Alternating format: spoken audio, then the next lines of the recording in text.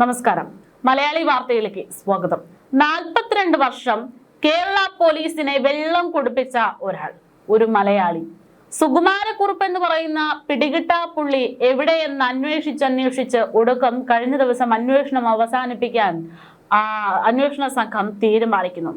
അപ്പോൾ നിമിഷങ്ങൾക്ക് മുൻപാണ് കേസ് അന്വേഷണം അവസാനിപ്പിക്കാൻ പോകുന്നു എന്നുള്ള വാർത്തകൾ വരുന്നതിന് നിമിഷങ്ങൾക്ക് മുൻപാണ് 24 ന്യൂസിൽ ഒരു ബ്രേക്കിംഗ് വാർത്ത കാണുന്നത്. സുകുമാരക്കുറുപ്പ് മരണപ്പെട്ടിട്ടില്ല, സുകുമാരക്കുറുപ്പ് ഇന്നും ജീവിച്ചിരിപ്പുണ്ട്. അയാൾ താമസിക്കുന്ന സ്ഥലം, അയാളുടെ ജീവിത രീതികൾ ഇതെല്ലാം നീണ്ട അന്വേഷണത്തിനൊടുവിൽ കണ്ടെത്തി എന്ന് പറഞ്ഞുകൊണ്ട് പിന്നീട് അങ്ങോട്ട് ബ്രേക്കിങ്ങുകളുടെ ഒരു ചാകരയായിരുന്നു. 24 തുടക്കം കുറിക്കുന്നു, മറ്റു മാധ്യമങ്ങൾ അത് ഏറ്റുപിടിക്കുന്നു. സുകുമാരക്കുറുപ്പ് ഇപ്പോഴും ജീവിച്ചിരിപ്പുണ്ട്.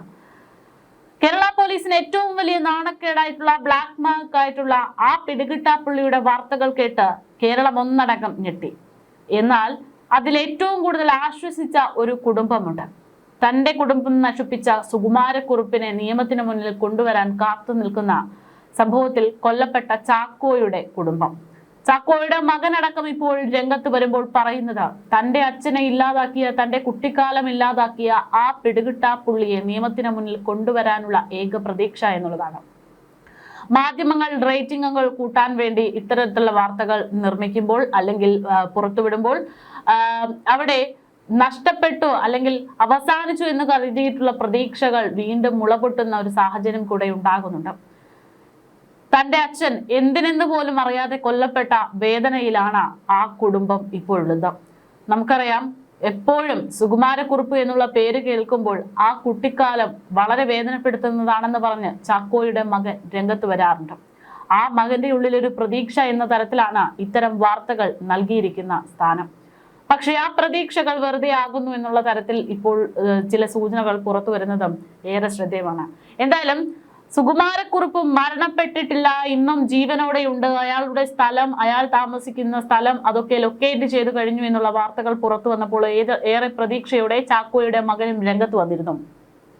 4 പതിറ്റാണ്ടിലേറെയായി തന്റെ അമ്മ ഈ കേസിന് പിന്നാലെയാണെന്നും കാര്യമായ പ്രയോജനമൊന്നും ഉണ്ടായിരുന്നില്ലെന്നും ഇപ്പോൾ നടക്കുന്ന സംഭവ വികാസങ്ങൾ പ്രതീക്ഷയോടെയാണ് കാണുന്നതെന്നും ജിതിൻ വളരെ വൈകാരികമായി തന്നെ മാധ്യമങ്ങളോട് പ്രതികരിച്ചു.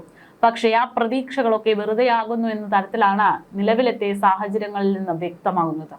അതായത് നിലവിൽ പ്രചരിച്ചുകൊണ്ടിരിക്കുന്ന ചാക്കോ വധക്കേസിലെ പ്രതിയായ സുകുമാരക്കുറുപ്പിന്റെ തിരിച്ചറിയൽ രേഖകളടക്കം അത് വേറൊരാളുടേതാണ് എന്ന് ഇപ്പോൾ വ്യക്തമായിരിക്കുകയാണ്. സുകുമാരക്കുറുപ്പിന്റേതെന്ന് സംശയിച്ച് പോലീസ് ശേഖരിച്ച പാസ്പോർട്ട് തൃശൂർ വടക്കാഞ്ചേരി കരുമാതിര സ്വദേശിയായിട്ടുള്ള ദാമോദരൻ മേനോന്റേതാണ് എന്നുള്ള സ്ഥിരീകരണത്തിലേക്കാണ് നിലവിലെത്തിയിരിക്കുന്നത്. ദാമോദരൻ മേനോന്റെ സഹോദരൻ കരുണാകരനാണ് ഈ കാര്യം ഒരു സ്വകാര്യ ചാനലിലൂടെ വ്യക്തമാക്കിയിരിക്കുന്നത്. 40 വർഷങ്ങൾക്ക് മുൻപ് ദാമോദര മേനോൻ മലേഷ്യയിലേക്ക് പോകുന്നു. പാലക്കാട് സ്വദേശിനിയെ വിവാഹം കഴിച്ച് അവിടെ തന്നെ താമസിക്കുന്നു. ഇവർക്ക് 2 മക്കളാണുള്ളത്. നിലവിലൊരു അപകടത്തിൽപ്പെട്ട് ചികിത്സയിൽ കഴിയുകയാണ് അദ്ദേഹം. നാട്ടിലെ വീട്ടുകാരുമായി ഇദ്ദേഹം നിരന്തരമായി ബന്ധപ്പെടാറുണ്ടെന്നും 1 മാസം മുൻപും വീട്ടിലേക്ക് വിളിച്ചിരുന്നു എന്നും സഹോദരൻ വ്യക്തമാക്കി. സുകുമാരക്കുറുപ്പ് തിരോധാനത്തിന് 4 പതിറ്റാണ്ടായിട്ടും അഭ്യൂഹങ്ങളിൽ ഇന്നും സജീവമായി നിൽക്കുന്ന വ്യക്തി. കുറുപ്പ് മരിച്ചിട്ടില്ലെന്നും ബ്രൂണോയിൽ ജീവിച്ചിരിപ്പുണ്ടെന്നുമായിരുന്നു കഴിഞ്ഞ ദിവസങ്ങളിൽ വാർത്തകളിൽ പ്രചരിച്ചത്. മലേഷ്യയിൽ ജനിച്ച മലയാളി എന്ന വ്യാജേനയാണ് ബ്രൂണോയിലെ ജീവിതമെന്നും ഭാര്യയും മകനും അബുദാബിയിലാണ് എന്നും ഒക്കെയായിരുന്നു അഭ്യൂഹങ്ങൾ. ബ്രൂണോയിൽ നിന്നുള്ള സുകുമാരക്കുറുപ്പിന്റേതെന്ന തരത്തിലുള്ള ചിത്രങ്ങളും പിന്നീട് സോഷ്യൽ മീഡിയയിൽ അടക്കം പ്രചരിച്ചു.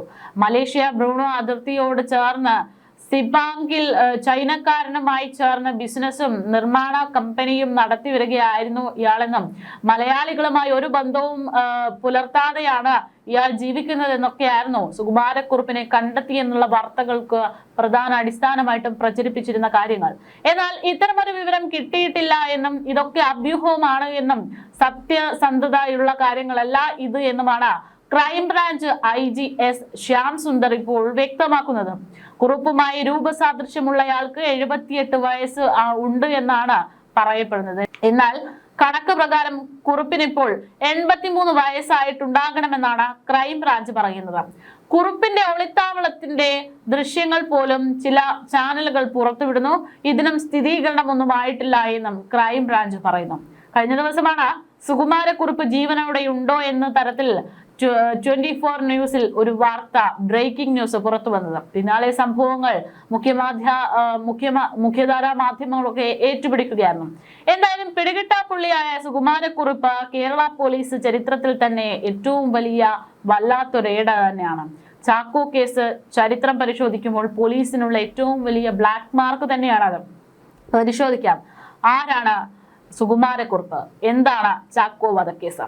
ചാക്കോ വധക്കേസിന്റെ ചരിത്രം സുകുമാരക്കുറുപ്പിന്റെ ഒളിവിന്റെ കഥ മാത്രമല്ല, മൃതദേഹം തിരിച്ചറിയാതിരിക്കാൻ നടത്തിയിട്ടുള്ള അയാളുടെ ഓരോ പ്ലാനിങ്ങുകളും ഒക്കെ തന്നെയാണ് ഏറ്റവും വലിയ ഞെട്ടിപ്പിക്കുന്ന കാര്യം. അതും വർഷങ്ങൾക്ക് മുൻപ് എന്നുള്ളത് നോക്കുക. ശാസ്ത്രീയമായ അന്വേഷണവും കൂട്ടുപ്രതികളുടെ വിചാരണയും ഇന്നും തുടരുന്ന ഒരു വലിയ ദുരൂഹതയുടെ കേസാണ് അത്. 1984 ജനുവരി 22 കത്തിക്കരിഞ്ഞൊരു ശരീരം, ഒരു മൃതദേഹം ഒരു കാറിനൊപ്പം കണ്ടെത്തുന്നത്. 1984 ജനുവരി 22 പുലർച്ചെ മാവേലിക്കരയ്ക്ക് അടുത്തുള്ള കുന്നം തണ്ണിമുക്കം ഭാഗത്തെ പാടശേഖരത്തിൽ ഒരു അംബാസഡർ കാർ കത്തിക്കൊണ്ടിരിക്കുന്ന നിലയിൽ കണ്ടെത്തുകയായിരുന്നു. ഡ്രൈവിംഗ് സീറ്റിൽ തിരിച്ചറിയാൻ കഴിയാത്ത വിധത്തിൽ കത്തിക്കരിഞ്ഞ ഒരു മൃതദേഹവും ഉണ്ടായിരുന്നു. ആദ്യം അത് സുകുമാരക്കുറുപ്പിൻ്റെതാണ് എന്ന് സംശയിച്ചു. സുകുമാരക്കുറുപ്പിന് ലഭിക്കേണ്ടെന്ന ഇൻഷുറൻസ് തുക തട്ടിയെടുക്കാൻ വേണ്ടിയായിരുന്നു സുകുമാരക്കുറുപ്പ് ഇത്തരം ഒരു നാടകം ക്രിയേറ്റ് ചെയ്തത്. തന്റേതെന്ന് തോന്നുന്ന തരത്തിൽ ഒരു മനുഷ്യനെ കണ്ടെത്തി അയാളെ കൊലപ്പെടുത്തിയതിനു ശേഷം അയാളുടെ മൃതദേഹം തന്റെ കാറിൽ ഇട്ട് കാർ കത്തിച്ച് അയാൾ മരിച്ചു എന്ന് സ്ഥിരീകരിക്കുക ഒരു നാടകമായിരുന്നു നടത്തിയത്. എന്തായാലും അന്വേഷണം മുന്നോട്ട് പോയപ്പോഴാണ് ഈ കഥയിലുള്ള ട്വിസ്റ്റ് അന്വേഷണ സംഘം മനസ്സിലാക്കുന്നത്. മരിച്ചത് കുറുപ്പല്ല എന്ന നിർണായക കണ്ടെത്തലുകൾ വരുന്നു. അന്വേഷണത്തിൽ കത്തിക്കരിഞ്ഞ മൃതദേഹം ചാക്കോ എന്ന വ്യക്തിയുടേതാണെന്ന് പോലീസ് കണ്ടെത്തി. സുകുമാരക്കുറുപ്പിന് ശാരീരികമായി സാമ്യമുണ്ടായിരുന്ന ചാക്കോയെ ഉപയോഗിച്ച് കുറുപ്പ് സ്വന്തം മരണം വ്യാജമായി സൃഷ്ടിച്ച ഇൻഷുറൻസ് തുക നേടാൻ ശ്രമിച്ചു എന്നതാണ് പിന്നീട് പ്രോസിക്യൂഷനിൽ കേസ് വന്നത്. മൃതശരീരം തിരിച്ചറിയുന്നതിൽ അന്നത്തെ അന്വേഷണത്തിലെ ശാസ്ത്രീയ പരിശോധനകൾ നിർണായകമായിരുന്നു. പിന്നീട് ഡോക്ടർ ബി ഉമാദത്തൻ നടത്തിയിട്ടുള്ള റീപോസ്റ്റ്മോർട്ടവും സ്കൾ സൂപ്പർ ഇമ്പോസിഷനും പരിശോധനയും ചാക്കോ തന്നെയാണ് കൊല്ലപ്പെട്ടത് എന്നുള്ള നിഗമനത്തിലേക്ക് അന്വേഷണ സംഘത്തെ എത്തിച്ചു. കൊലപാതകം എങ്ങനെ നടന്നു എന്നതാണ് പിന്നീട് കേസിനെ കുറിച്ച് അന്വേഷിച്ചത്. പോലീസ് കണ്ടെത്തിയ കഥ ഏകദേശം ഇങ്ങനെയാണ്. സുകുമാരക്കുറുപ്പ്, ഭാസ്കരപിള്ള, പൊന്നപ്പൻ, ഷാഹു ഇവരാണ് ഈ കേസിലെ പ്രധാന പ്രതികൾ. ഇവരൊരു സംഘമായി പദ്ധതി നടപ്പിലാക്കുന്നു. ചാക്കോയെ കാറിൽ കയറ്റിയ ശേഷം മദ്യത്തിൽ ഈതർ കലർത്തി നൽകാൻ ശ്രമിച്ചു. ചാക്കോ അത് ആദ്യം നിരസിച്ചെങ്കിലും പിന്നീട് ഭീഷണിപ്പെടുത്തി കുടിപ്പിച്ചതായാണ് കുറ്റപത്രത്തിലെ ആരോപണം. തുടർന്ന് അദ്ദേഹം അബോധാവസ്ഥയിലായപ്പോൾ കഴുത്തു ഞെരിച്ച് കൊലപ്പെടുത്തിയെന്നാണ് പ്രോസിക്യൂഷൻ വാദം. ശേഷം മൃതദേഹം കുറുപ്പിന്റേതായി തോന്നിക്കുന്ന രീതിയിൽ തയ്യാറാക്കി കാറിലിട്ട് കത്തിച്ചു. പിന്നീട് കുറുപ്പ് എവിടെ പോയി? ഇതാണ് കേസിന്റെ ഏറ്റവും വലിയ ദുരൂഹത നിറഞ്ഞിട്ടുള്ള ഒരു ഭാഗം. മറ്റുള്ളവരെ പോലീസ് പിടികൂടിയെങ്കിലും സുകുമാരക്കുറുപ്പ് അവിടെ നിന്ന് രക്ഷപ്പെട്ടിരുന്നു. കോടതിയിലെ രേഖകളിലും അദ്ദേഹത്തിന്റെ ഒളിവിലുള്ള പ്രധാന പ്രതിയാണെന്നുള്ള തരത്തിലാണ് വ്യക്തമാക്കിയിരിക്കുന്നത്. അന്വേഷണത്തിൽ അദ്ദേഹത്തിന്റെ ഭാര്യയുടെ ബന്ധുവായ ഭാസ്കരപിള്ള, ഡ്രൈവർ പൊന്നപ്പൻ എന്നിവർ പ്രതികളായി.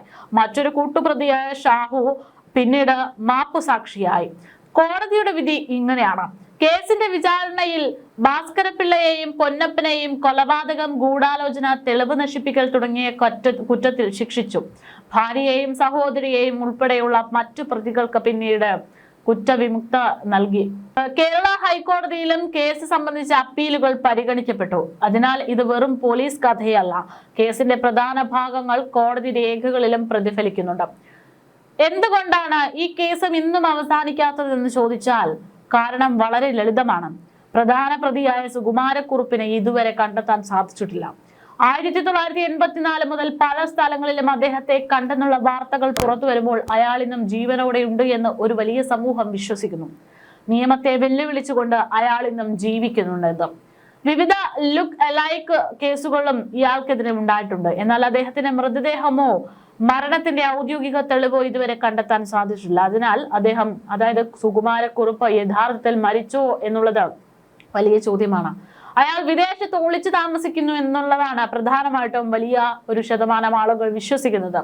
ഇന്നത്തെ സാഹചര്യത്തിൽ ഏറ്റവും കൗതുകമായിട്ടുള്ള ഒരു കാര്യം എന്ന് പറയുന്നത് 2026 കേസ് വീണ്ടും വാർത്തകളിൽ നിറയുന്ന പശ്ചാത്തലമുണ്ട് എന്നുള്ളതാണ്. ബ്രൂണോയിൽ സുകുമാരക്കുറുപ്പിനോട് സാമ്യമുള്ള ഒരാൾ ഉണ്ടെന്നുള്ള പുതിയ അവകാശവാദമാണ് ഈ വാർത്തകൾക്ക് പിന്നിൽ.